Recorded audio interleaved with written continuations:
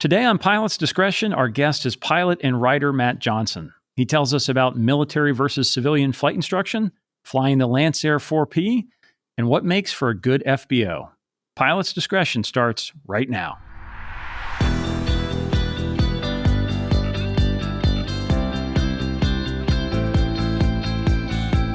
Hi everyone, I'm John Zimmerman, and thanks for listening to Pilot's Discretion from Sporties. Visit sporties.com/podcast for today's show links and access to our archives, and send us an email anytime with your comments or guest ideas, podcast@sporties.com. Today I'm joined by Matt Johnson, a former Air Force pilot who flew the KC-135 and was also an instructor pilot in the T-38. After his military career, he worked as a flight instructor in Virginia and is now based in Fargo, North Dakota, where he flies a Lancair IVP. He is a regular contributor to Airfax and Aviation Safety magazine, where he shares practical tips for safer flying, but usually with a pretty hilarious approach that has won him a loyal following. Matt, welcome to Pilot's Discretion. Thanks for the intro. Good to be here.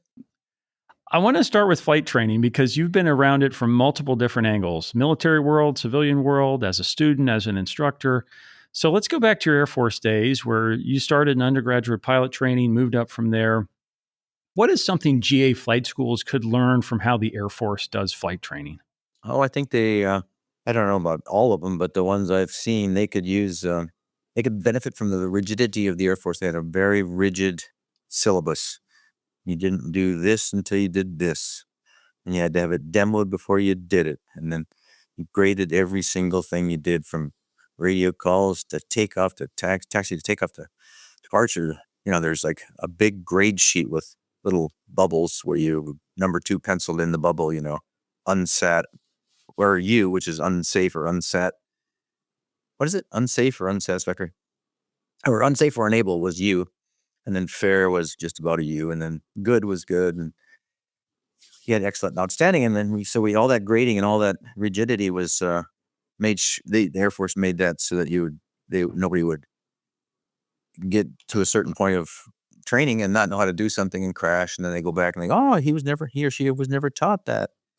But the GA is a lot more latitude, and I noticed the instructor pilots, especially the older guys, are like, well, what I like to do is, who cares, okay? My technique is, okay, technique is fine up to a certain point. The Air Force, they always put one hand over the other, flat palm, technique only. And, you're allowed to share that with the students, but you weren't allowed to teach your own way, because aerodynamics. And why teach 4 different ways to do something when one way works and it's safe and, like that. So the rigidity, I think they'd benefit from it. It doesn't take the fun out of it at all. How do you maintain that instructor interaction and add your own color commentary while obeying that rigidity? Because I agree with you. I think the best flight schools I see in GA have a structure and have a syllabus they follow. They don't just make it up. They're moving through gates. But how do you do that and maintain some of the flexibility and the fun when it comes to flight training? Can you mix those? Oh, sure. Yeah. I think that's where that technique only comes in. Like the instructors I flew with in the Air Force, and they were all very good. Every single one of them. There weren't any bad ones. Very few. And they got rid of those. Would say things like, for example, you're flying in towards the sun. I remember one guy said, he had a Southern accent, but you can put your hand up. I thought, yeah. I mean, you have one on the throttle, one on the stick, and T-38, right? But yeah, you can put your hand up. You got a dark visor. I thought, just stuff like that. It's like you have to be able to teach practical things along with that syllabus, or how to flying formation. This wasn't in the syllabus. You get in tight, 300 knots, right, wingtip formation, right, 3 feet away, and you're doing. The regulations were 3 Gs max, no sudden turn reversals from lead, and 90 degrees of bank. So there's no speed limit. So you can go into a dive and pull up at 550 knots, and you're 3 feet off the wing. And when you're new, you're really super nervous. And they told us, wiggle your toes inside your boots, stuff like that. And gems of all the kinds of stuff, all the stuff that isn't printed on the hard, black and white. That's what the instructors come in. Yeah, you need a warm body. You need a teacher. What's something you learned flying that T-38 that still serves you today in GA flying? Are there some habits or some tips that have stuck with you from your military career that are just as applicable in a Cessna or a Lancair? Oh, yeah, especially the Lancair. Lancair's quick. It's like a poor man's 38. You got to stay way ahead of the aircraft. So you should stay way ahead of the airplane so that you're not just droning along, as we used to say, fat, dumb, and happy. So from here to Detroit Lakes is 33 miles, but if you don't watch it, first thing you know, they clear you, or Crookston Airport's right up the road here. They say, if you're flying an IRFR flight plan, ATC might say, okay, Lancair 214 Delta Kilo, clear direct Akif for the ILS runway 17. Well, if you haven't looked at the approach plate and seen that Akif is on, this is what I did actually, so I can share that. they said clear direct Akif, and I said spell please, and they say Alpha Kilo India Foxtrot, and I said okay, and I punched that in and went there thinking that was clever. No, it'd be more clever if you read the expanded approach plate and realized that's a fixed way out here that I didn't see coming. So stay ahead of the airplane, read the approach plate, and realize, I might get this, I might get that, because the T-38's humming along at 300 knots always, but 0.9 Mach when you're going cross country, right? And the DME is just ticking off 9 miles a minute or better if you got a tailwind, right? So you just got to be, okay, when I get here, I'm going to do that. What's next? That mentality, it is very helpful versus, okay, I'm not doing anything right now. No, I should be doing something. I know you got to fly with some well-known pilots in your Air Force days, including some SR-71 pilots that you've mentioned before. Do you think GA needs some of that mentoring atmosphere? I know it happens occasionally in one-offs, but many flight schools especially, there's nothing formal about it. Can you learn things from other pilots that aren't necessarily your flight instructor? And how could we do that better in some flight schools? Yeah, I suppose you could have them speak. The danger with guys like me or the better pilots than me, the danger, I suppose, is, and I just went to recurrent training. I fly a Citation right now, and I had to go for recurrent training out in Carlsbad. And pilots get to talk, and you're like, oh, please stop talking. That's the challenge. They know too much. They know so much. But if you can get somebody that just gives them concise, really good bulletized information, it's gold. Heck yeah. I mean, for example, I was just thinking about this today randomly, speaking of SR jocks. They were walking out, SR crew was walking out, and I had my big green Air Force issue flashlight. They're cheap, made by the lowest bidder. And they come up and they do a U-turn, like a little periscope, those things, and they clip on, and they're plastic, and they take 2D batteries, and they're just like, this big clunky thing. And I was clipping that to my parachute harness, but I missed and I dropped it. And as it dropped, right before it dropped, one of the SR-71 pilots goes, what are you going to do with that, Lieutenant Johnson? How are you going to hold that in your mouth? And then I dropped it too, and it hit the ground, and I picked it up, and sure enough, it was broken, but I didn't say anything. But I never forgot that. How are you going to put that in your mouth? I thought, these guys are good. They think of a flashlight small enough that they can mouth it, like, and then shine it around the cockpit when they're going Mach 3. So after that, I hunted up, pen lights and stuff like that. What do you call them? At the time, the best one was, the little metal one, which is painful to hold in your mouth. But they got better ones now. They give you great tips like that. Like Brian Schul, Major Schul was an SR jockey. He was my instructor. And he said, good fighter pilot should be able to look over his left shoulder and see his right horizontal stab, the rear. And I just was stumped. I said, sir, how do you do that? He goes, you got to lean forward. And so I leaned forward, and then, you could do it in a chair right where you're sitting right now, John. You lean forward and you crank your neck way around. There it is. You're over your right shoulder. So he that's the head movement for looking for bogeys. Stuff like that. It's really interesting, and it works for clearing big time. Because otherwise you get locked into, if I want to look right, I got to look right. No, you can crank. You can really get your... So those guys were all ex-fighter pilots, and so they knew stuff like that, little tips of... In fact, he drilled into my head, Brian Schul. You're turning left. I want to see that helmet. I want to see that faceplate turning left. Your faceplate is in the front cockpit, and they can see it from the back, and it's this big black thing. He wants to see that thing turn. So everybody says clear, but the way they taught it, or everybody says get a good flashlight, but get one you can put in your mouth. If you want to turn right, I want to see that head turning, basically like that. So I would teach that to my students. Yeah, attention to detail, even on the small things, is a great skill to learn and great habit. Indeed. How about when you moved into the IP position? You're no longer the student, but you're teaching. What are some approaches you took there? What skills did you learn there as an IP? I mean, it's a different when the shoe's on the other foot. How do you approach that? Yeah, it's a learning process. First, I think I was too harsh. I suppose too lax. One of my first flights, the kid was flying in the front seat, young guy, brand new instructor pilot. And he got drug in, so to speak, got lower and lower and had the power back slightly. And so the airplane's sinking. The 38 needs a lot of speed. It has got a little stubby wings, so he came ripping in. And he got drug in. And I said, add power. And he didn't add enough. And then, boom, we landed slightly in the overrun.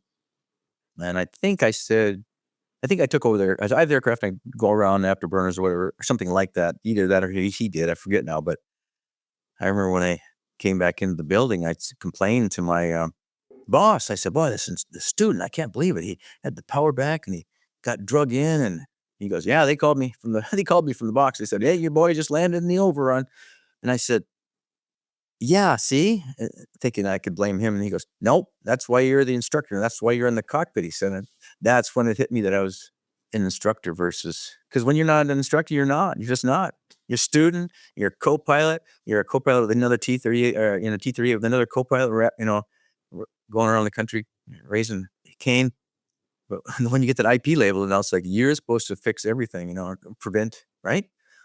So that was a learning curve. It's like, oh, okay, so then I'm not going to let that happen again. So I would be too quick to grab the controls. And then, students complain, oh, he's grabby. And then I would be, okay, I got to be not like that. And I'd be too lax again. One guy almost killed me, this Kuwaiti student. Well, you had a great article you wrote on this a while back on Airfax, and I'll quote it here. You said, let the student make the mistake. Let the student realize what they did and correct it on the next try.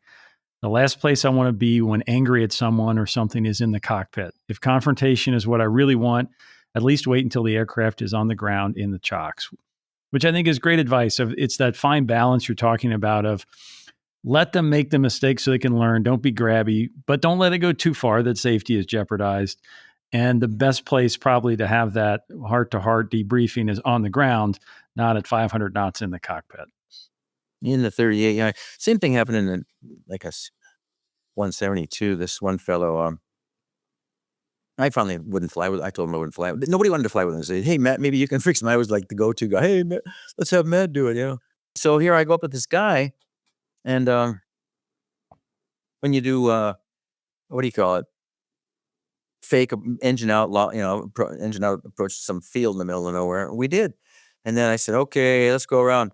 And he went around all right, but he didn't push the carb. He didn't push the flaps up. And I didn't quite catch it because, I just didn't. All of a sudden, it's like these big power lines are coming up at us. I said, holy smokes. And I raised the flaps halfway and I have the aircraft. And he goes, why'd you do that? He's all angry that I took control. I was doing fine. But no, you weren't. And it was my fault to let it go that far. So that letting it go too far can be fatal.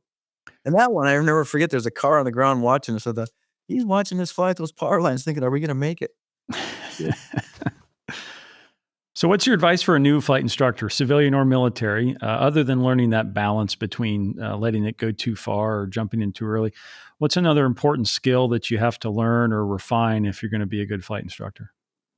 Mentoring, I would say, have your hands right there in your lap, right by the yoke, and in a 172, have your feet right by the rudders, and then you just spring-loaded to take over, and you pre-brief it. Like if I say I have the aircraft, don't think I'm, browbeating you or anything like that. I had to be saved a number of times in the T-30, a couple of times, so, it's the truth. So if the instructor says, I have the aircraft, just relinquish controls. I would say, make sure that the student will just get their hands and feet up the controls, and then you can save them. And then you can let it go a little further then you can let them make mistakes, but you can't let them make mistakes if they're not going to give you the airplane back, right?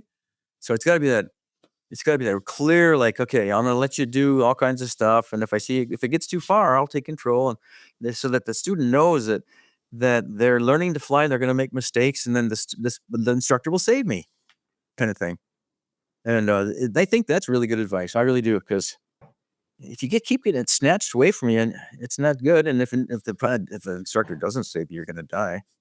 So yeah, where is that fine balance? If you pre-brief it, then the student knows, I've just reached that fine balance. I reached that point where the instructor had to take over, or he thought I had to take it over, and maybe I'm wrong, but it's either way. It's not like you idiot, I'm taking the plane over versus I have the controls. Okay, never mind. Here, you ready to fly again? You have the controls. You could do that too, right? So let pre-brief and then have your hands near the control. We used to cage the stick. There's a stick in the 38. And you have your hand right around it, just off it, but right around it. Because it's quick, you'll die. This relates to another topic you've written on, I think at least, which is the topic of panic. It's a factor in many accidents from GA to airline. You wrote, I thought in your classic way, if you meet a pilot who answers no to the question, have you ever panicked while flying?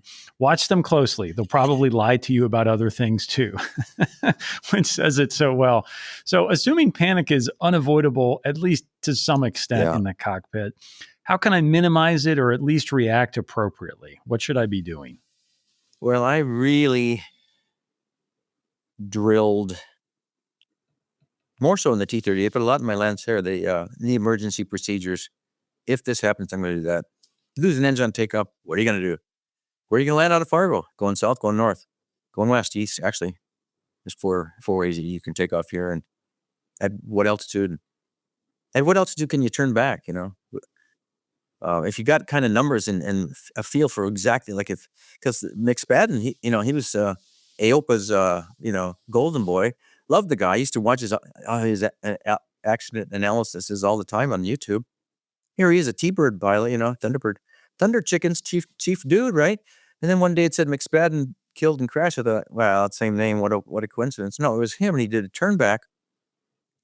And then I don't know, but I'll have to find out. I will definitely keep following up. Apparently, there's a good place to land right straight ahead of him, some golf course or something, some field. And I thought, they weren't ready for it, because when the engine just goes boom, that's what happens. He's like, and I bet you they panicked. Like, oh, I think we can make it back from 400 feet with those two guys on board. They're probably heavy, it's shocks. You know what I mean?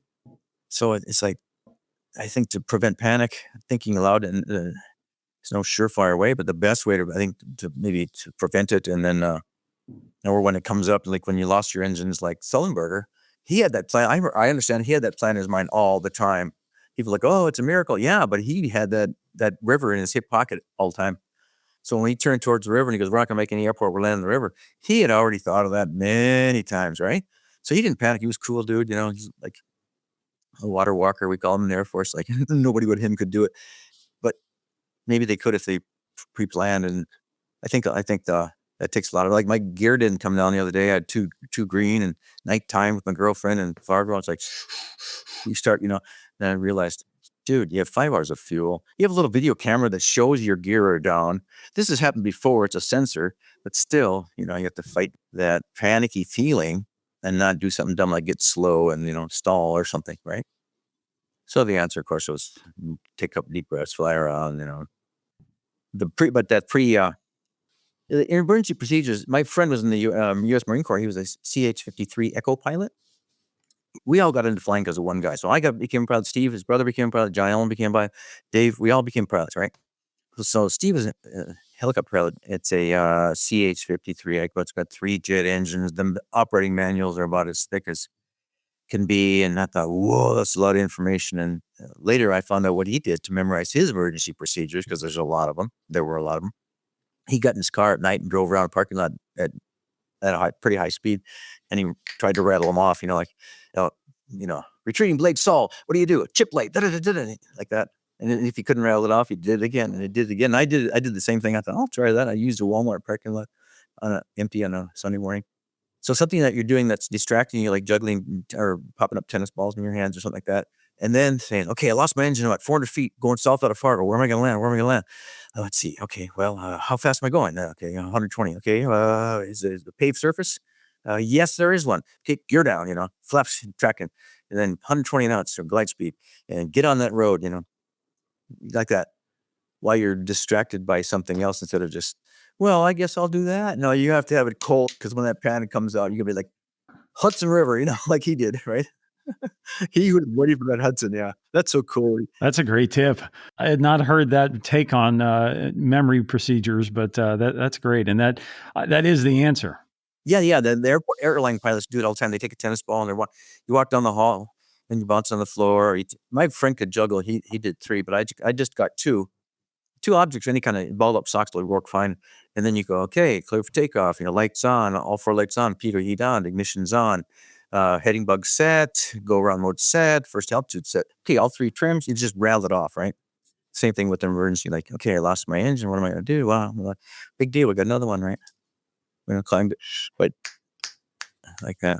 And the key is it's got to be automatic. You're not going to have time to calmly think it through and reason when that panic hits. So it's got to be ingrained so deeply that it's just a reaction. That's a great way to do it. Yeah, like the firelight came on one time when I was flying with a student, T-38, firelight. Are you kidding me? It's not in the sim. Yeah, firelight came on. The student was flying. He was going supersonic on a Zoom boom ride, they call it, when they get to go supersonic and test the supersonic realm. It's a one ride thing in the syllabus. And I say, Lieutenant Jones, do you see a light? He goes, yes, sir. I go, what's the boldface? The boldface is the emergency action item. He didn't do it right away. I go, okay, I had the aircraft, and I pulled the throttle to idle. And since we're going away from the base at Mach 1.1, I turned it around, pointed at the base, and I let him fly. And he was flailing, so I finally started flying. And then when I remember when he got on the ground, he didn't seem to have learned anything from it. They asked him to stand up and tell what he learned, and he said, "Oh, should I be playing?" I thought, "Yeah, do you think?" I mean, he didn't even do the boldface, right? So fair enough. He was newer, but you should be able to see a firelight. Okay, throttle light. If the firelight doesn't go out, throttle cut off. Did it like that. Yeah. All right, Matt. Let's take a quick break, and we'll be back with some more questions about that Lancair. Earn all your pilot ratings and keep your flying skills sharp with Sporty's Pilot Training Plus. This all-inclusive membership unlocks Sporty's complete library of award-winning video courses so you can learn anywhere you have your phone, tablet, or laptop. For one annual fee, you get access to over $1,500 in courses, a smart investment in your flying career. Plus, enjoy free shipping every day of the year at sporties.com and apply for one of our 3 annual flight training scholarships. Learn more at sporties.com/pilot training. Now, back to Pilot's Discretion.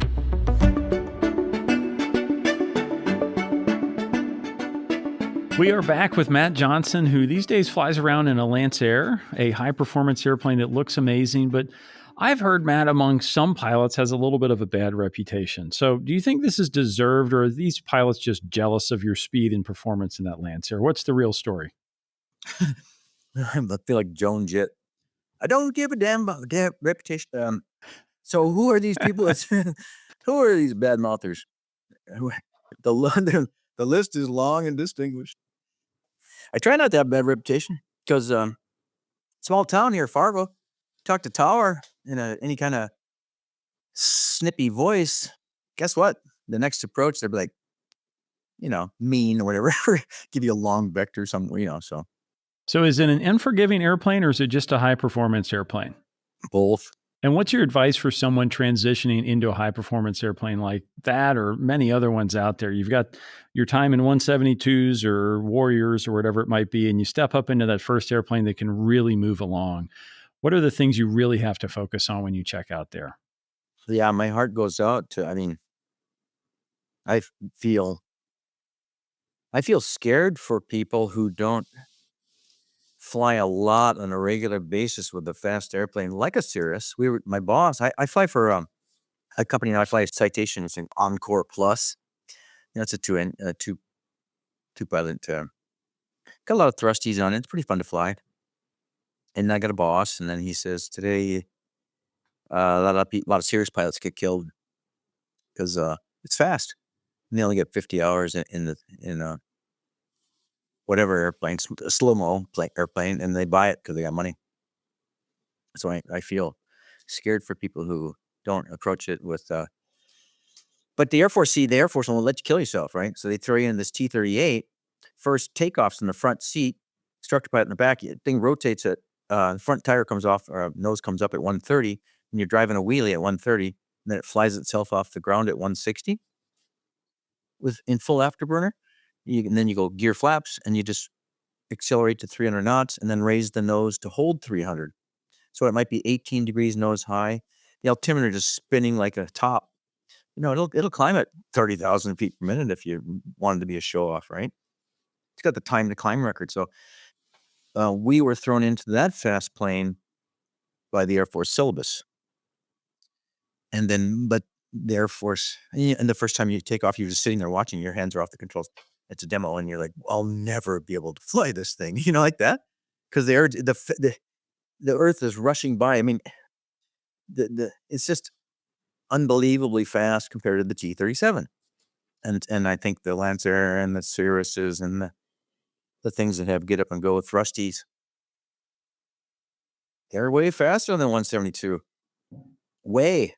And then if they don't get transition training and a lot of it, and then go fly a lot by themselves. I got both. A fair bit of transition training. Yes, I had some fast mover experience, but it was a long time ago. So it's like, holy smokes, this thing's fast. I mean, you can come into the pattern at a non-towered airport full of planes, like say 5 in the pattern. If you don't watch it, you can come screaming in at 170 knots. Everybody else is going like 80 because they're Cessna 172s, right? More than once I did that. And a guy took me aside, scolded me. He says, dude, you don't have to be flying that fast. And I was flying it out of fear, thinking, oh, well, this thing's got stubby little, laminar flow wings. Not stubby, but, the laminar flow thin wings. And when the stall characteristic is roll, inverted, and die, right? Nobody even practices stalls in these at all, in any kind of training. You just go near a stall. That's it. You don't even put it in the buffet because it'll just roll off on you, right? So I was flying way too fast.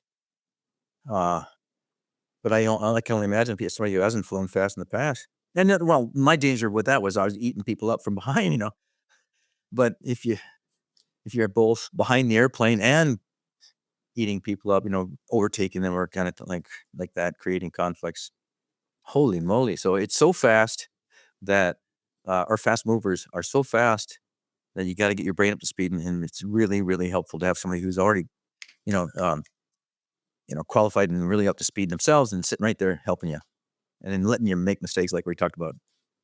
Well, and it gets back to what you said earlier about thinking ahead of the airplane, which is cliche advice, but so true. The faster you go, the further ahead you need to think of the airplane and not be thinking 60 seconds ahead, but 10 minutes ahead. And when you make your power reduction and when you start slowing down and when you start going down, and it just requires you to, I think, move that needle out further and further about how far ahead of the airplane you are. Yes. Like just the other day, there's a big thunderstorm ahead of me. And then some guy on the ground later gave me some salty pilot from my company. He's cloud seat. No, he's a charter guy flying King Airs. I said, boy, I got really close to that thunderstorm because I couldn't get a hold of ATC because they were just talking on the radio like an auctioneer. Turn left, turn right. I finally got there. I said, Lancer 214 kilo, vector left for weather. And they said, go ahead. And then I had to, I missed the thunderstorm, of course. I wasn't going to die, but I didn't want to get that close. And he goes, in the future, I just turn, he said. I thought, there's a smart guy. Or I'd look at ForeFlight and plan around it to start with, So, even if you're going direct from point A to point B, just there's a big cloud there. Hello, McFly. Jink around it, IFR plan around it. So that brings up something else I wanted to ask you about. Another article you wrote on Airfax was about flying that Lancair and about ATC. Sure. A situation where you encountered some icing conditions, and you wrote about how you descended into clouds that really you knew in your heart had ice down there. But there was sort of a subtle pressure that ATC told you to descend. And so you just felt like you had to descend because they told you to. And thinking back on it, maybe there was a better way to handle that. So what's your advice for pilots in that situation? ATC clears you for something, or you have a feeling that maybe that's not the best idea. How do you handle that? Yeah, that's a good one. A similar thing. Okay, I was flying T-38 to become an instructor pilot. So instructor pilot trainee. We flew at Bergstrom Air Force Base. It's in Austin, and on ATC vectors. And they go, okay, turn right, heading 090, climb, maintain 17,000, whatever they said. So I'm doing that. The instructor, he was hardcore. That guy, he was not very nice. He goes, I have the controls. He goes, what are we gonna do? Fly us into that thunderstorm? And there's a great big one up in front of us in the distance. It was dark, but you could see it. And I thought, geez, I don't have an answer for that one. I was on vector. Duh. Same thing happened here. Yeah, the guy said, maintain 1,000. I'm going to Fargo. Why fly into the clouds in April and it's cold out like that? But I did. So lesson learned. Yeah. Twice. Relearned. Yeah. Wait, ask for, wait a second to say, query ATC. May I remain in the clear? I have no de-icing equipment on this aircraft. The guy would have said, yes, of course. And there's nobody between here and Minneapolis. I mean, this is dead airspace up here. It's really quite nice in that respect. Not till you get near Fargo or Minneapolis. Yeah, only you were sitting in the left seat of the airplane. That controller sitting in a nice, quiet, dark room who doesn't see the ice or the thunderstorm in front of you. So It's a good reminder. It's really on you to advocate for yourself. Yes. And then that PIC mentality, I didn't get it until I became an instructor in the T-38. Then I really got, oh my goodness, I see, I am the boss here. And then it's like, wow. Then you go hog wild if you're like me and make a bunch of mistakes thinking, oh, I can do whatever I want. No, you can't. All right, Matt, we always end Pilot's Discretion with a lightning round we call Ready to Copy. I'll ask some questions on a variety of topics, and you read back with your quick answer. Are you ready to copy? Ready to copy. You've written about the many discovery flights you've done as an instructor, some of them good, some of them not so good. So what is the key to a successful one? If I'm a new flight instructor and I'm going out for one of those disco flights, as you called it, what's one important thing to have a good discovery flight? Besides the air sickness bag, pre-briefing it so they know everything about it. Say, we're going to go out here. I'm going to go out to this point, probably right over to this town, whatever, lake. And I'm going to turn around, come back. And I'm going to give you the controls after climb out when it's safe. And then, left turn, left is left, right is right, push forward. The houses get bigger, pull backward. And the houses get smaller. Ha, ha, that's a joke. And then, so they know how to steer. Work the rudder pedals for them, right? Then it's no big shock when they get the yoke in their hands. But otherwise, if you don't pre-brief it enough, I think they're like, you want me to fly? All right. From a flight instructor's perspective, what is the worst thing a student can do during a lesson? What are you sitting over there in the right seat, hoping that student will not do? Freeze up on the controls and stay on them. What is a simple way to create a good checklist? If I've graduated beyond going through every last bit of that manufacturer's checklist, what's something I should do to make a better one? Put the necessary items in and make the letters big enough to read clearly so they're not squinting at it. What's the craziest stat about the T-38 that you can remember? The roll rate was 720 degrees per second in an aileron roll. So if you went like say 400 knots and just slapped the stick full right, it would go 1, 2 rolls in 1 second. That was pretty crazy. And it would climb it. I read this much later. It would climb it.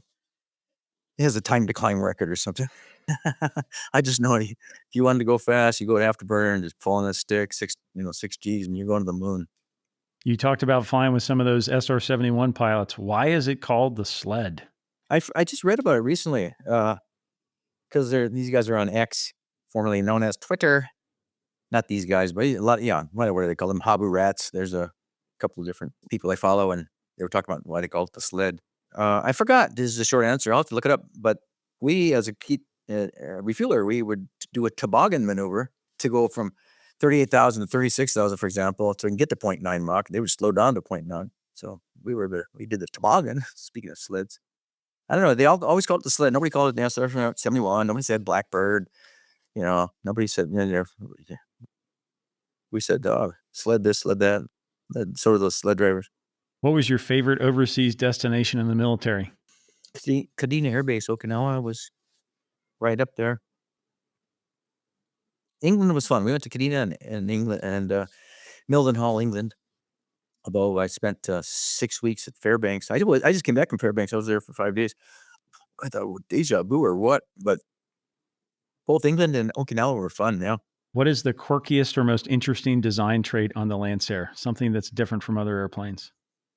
I think it's a shape. I'm not sure, but I think the Cirrus copied Lancair. The guy who designed it named Lance, something like Lance Niebauer. And if you look at a Cirrus and a Lancair, they're a similar shape, right? And then that's what makes it start so doggone quick. And the Cirrus is quick, but their gear is welded down, right? But this thing's slick. You raise the gear and flaps, and then so it's that shape. I think it's not shaped like it's like you look at that in the Cessna 172 and the Lancair, D&E is like 270, right? I wonder why it goes faster because of the shape. You wrote a great article about what makes for a good FBO. So what is the key? If I walk into a generic FBO, how do I know if I'm in a great one or an awful one? No, I don't know. I look for even if there's nobody there, like Thief River Falls, I went there the other day. It just looked great. They had this great coffee maker and, I forget if they had snacks. Yeah, they did. They had bubble gum, those guys. They ruled. Who has bubble gum? They did. I ate like 8 pieces of my jaw. I was tired. But I mean, good snacks, and it's clean. Then if there's people there like Pueblo, Colorado, for crying out loud, oh my gosh, go to Pueblo, go to K-Pub sometime. And they have this big restaurant, but there's no servers, no waiters, waitresses. There's just food like hot dogs on those rollers, chips in one hot thing, and a salsa refrigerator, for crying out loud. Haagen-Dazs ice cream over here. It's all self-serve. So talk about a great appeal. I don't know. Clean and some snacks and a clean bathroom and Free food. Oh, then the ones that have a nice place to crash. It's a good chair to sleep in if you're going to whatever. yeah, place to sleep and free food, always good things for pilots. Yeah, I like that. Pretty basic. You mentioned you live in Fargo, North Dakota, where, as you wrote, winter lasts anywhere from 6 to 13 months of the year. I've been to Fargo a few times in January. I would agree it's a special kind of cold. And I learned, at least I heard a few expressions from North Dakotans that there are some hilarious expressions for describing how cold it is. So what is your funniest way to describe a cold Fargo morning when it's 25 degrees below zero? Cold doesn't do it justice. So what would you say? That's a funny one, because I was at the YMCA this morning working out and is in the gym, and some older guy came in, he was just entering the locker room. And I said, cold out there. He goes, no, this ain't cold. And I said, and I burst out laughing. I said, I know, you can't scare a Fargo. And because it's 7 degrees, the wind's light winds, and it's not cold. When it gets really cold, I don't know. We joke about it. Wish it'd get colder out there. Wish the wind would start blowing, But then you tell little stories. Yeah, I canceled told my wife to cancel her yoga lesson. But your question was, what's a slang or terminology about the cold out there? I once had somebody tell me it was eyelash freezing cold. I don't know if you've ever heard that one.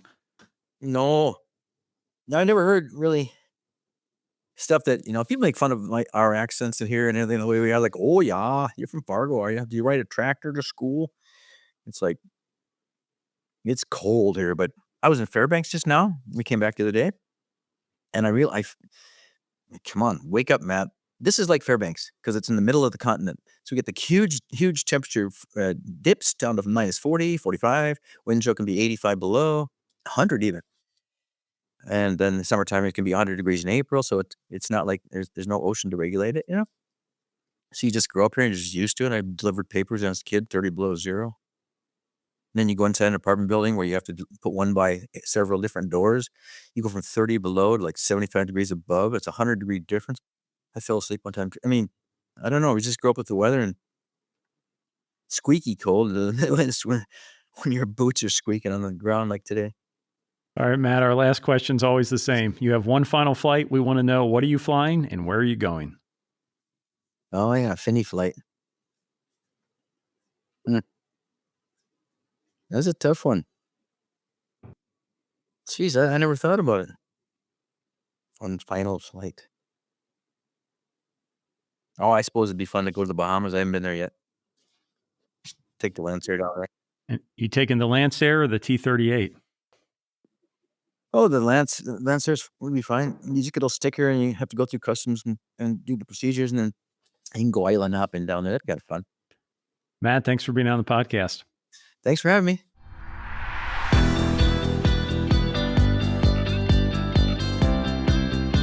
Thanks for listening to Pilot's Discretion, brought to you by Sporties, training and equipping pilots worldwide for over 60 years. For more episodes and today's show links, visit sporties.com/podcast. I'm John Zimmerman. We'll see you next time on Pilot's Discretion.